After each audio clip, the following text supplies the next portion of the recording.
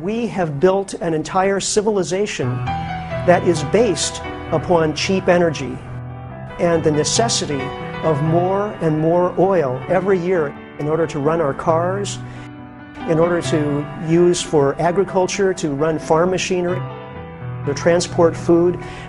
We also use oil as a feedstock for petrochemicals, including agricultural chemicals. So our entire way of life really is based on cheap energy, and especially on fossil fuel, oil and natural gas.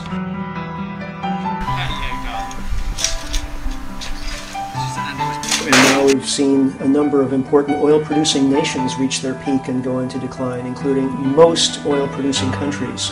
And so every year there are fewer oil-producing countries in the category of oil exporters and more countries in the category of oil importers.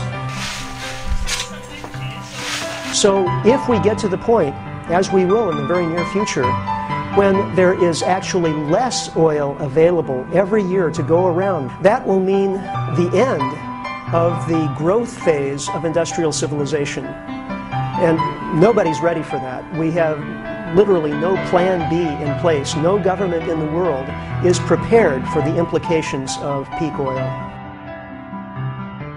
Peak oil, a lot of people have never heard of it. Quite a few people don't believe it's going to happen. And I think there's a lot of denial. People either sort of accept that it's going to happen, it's inevitable, but they don't really want to accept that it's going to happen to them. My original idea was to have a stronger velvet cross the garden. I think people are more au fait with the idea now. The thing that really clinches it are things like the recession and the oil price hikes last year. The fact it rose to nearly $150 a barrel. You know, this day can only be organised so easily because of petrol, of oil.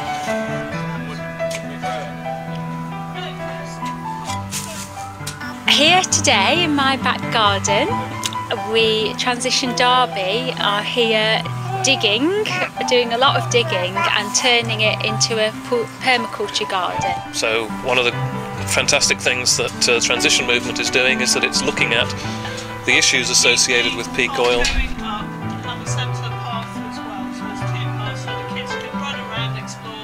The intention here today is to start off a productive garden. We actually consume oil at a massive rate, and most people think it's cars, and it's not. And most people think also oil is just food miles, and it's not either. It is actually how we grow our crops. For 1 calorie of food produced for consumption in this country, 9 calories of oil are used. This is used in the form of fertilisers, herbicides, pesticides. The link between what we're doing here today and peak oil is all about an individual household that is reducing its own dependence on oil and increasing its resilience to shocks connected with spikes in the oil price, perhaps even more likely disruptions in supply.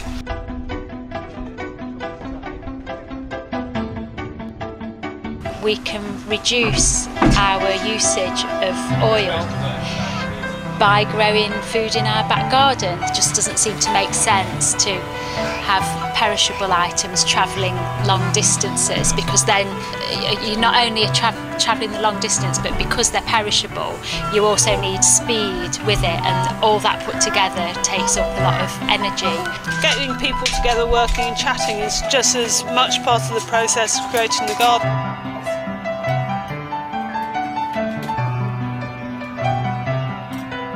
For me, it's all about finding myself again, rediscovering that I have a very strong sense of community, a strong sense of wanting to work with other people who care about the planet, and doing things that are positive about it, not just protesting.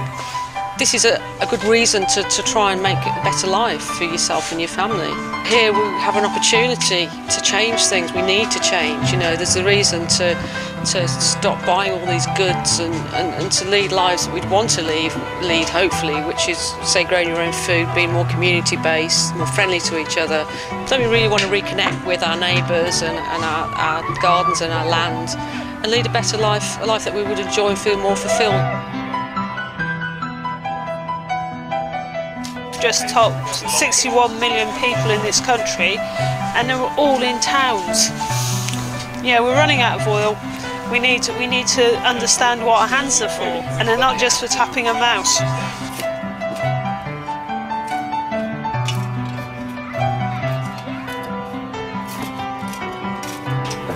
Food production has to move back to the local level.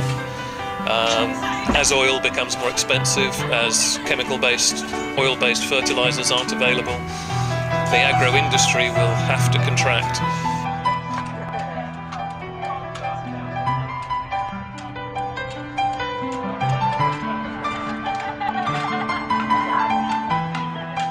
We have to have social cohesion over what could be quite bumpy times ahead. There's going to be a lot of upheaval when oil prices start going through the roof.